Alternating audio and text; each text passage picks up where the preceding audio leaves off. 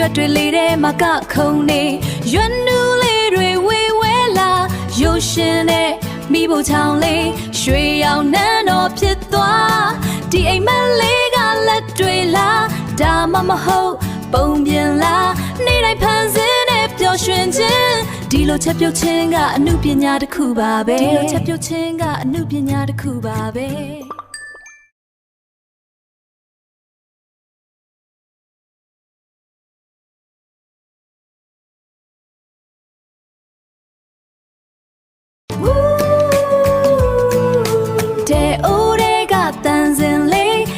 ရွက်တွေလေးထဲမှာကခုံနေ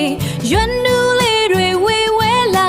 ရုပ်ရှင်နဲ့မိဖို့ချောင်းလေးရွှေရောင်နန်းတော်ဖြစ်သွားဒီအိမ်မက်လေးကလက်တွေလားဒါမှမဟုတ်ပုံပြင်လားနေ့တိုင်းဖန်ဆင်းနဲ့ပျော်ရွှင်ခြင်းဒီလိုချက်ပြုတ်ခြင်းကအမှုပညာတစ်ခုပါပဲဒီလိုချက်ပြုတ်ခြင်းကအမှုပညာတစ်ခုပါပဲ